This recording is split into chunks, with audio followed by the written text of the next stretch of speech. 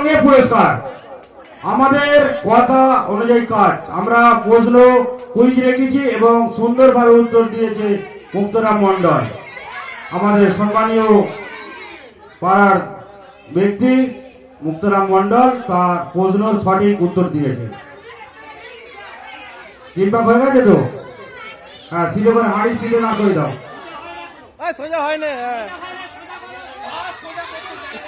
না সোজা করে দিতে হবে, সোজা সোজা করতে হবে। তোমার পা যদি ভেঙে যায় তো বাঁকাপাতি যাবে তো নাকি? মানবীর কথাটা শোনো তুমি, যে পাটা তোমাকে যেভাবে সোজা করতে হচ্ছে সোজা করো। হ্যাঁ, বাঁকিয়ে বাঁধবে বা। আচ্ছা, বডি সোজা হয়েছে, পা ভেঙে গেছে। যাকে প্রথম পুরস্কার আছে 15খানা বাতি জ্বালিয়ে, একবারে টেবিলকে ফুল ফুটিয়ে দিয়েছে বাতি জ্বালিয়ে। 15খানা বাতি একটা দেশলাই কাটিছে। সকল গ্রামবাসীকে যারা এখনো পর্যন্ত হবে, এরপর প্রস্তুত থাকবে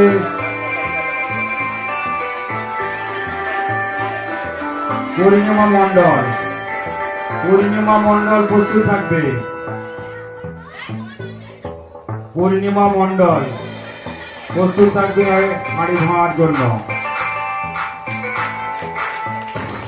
দেখা যাক হাঁড়ি ভাঙতে পারে কিনা মিতা মন্ডল।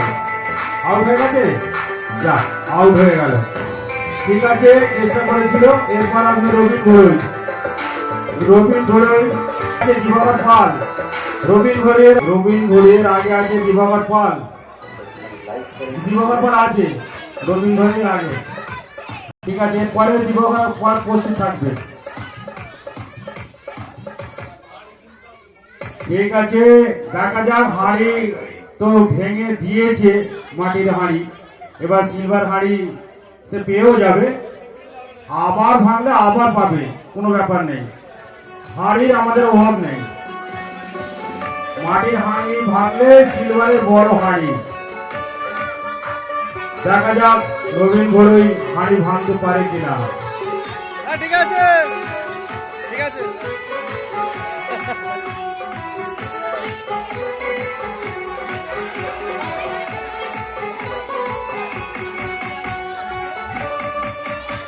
আচ্ছা, এরপরে খেলা থাকবে শঙ্খ বাজানো। মহিলারা শঙ্খ নিয়ে এসেছে তো?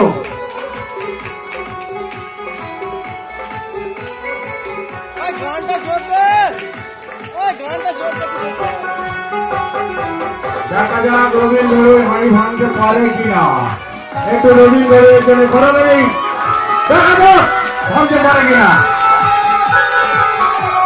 দেখা যাক হাঁড়ি ভাঙতে পারে কিনা।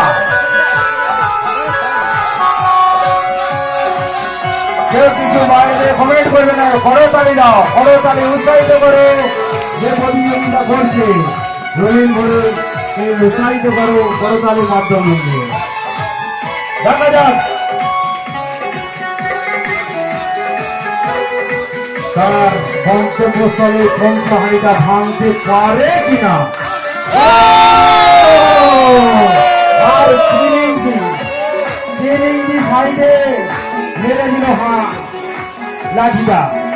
চিরিংটি ওদিকের লক্ষ্যভেদ হলে না হাঁড়িটা ভাঙা। ঠিকঠাক দেখলো রবিন ঘোড়ই। এরপর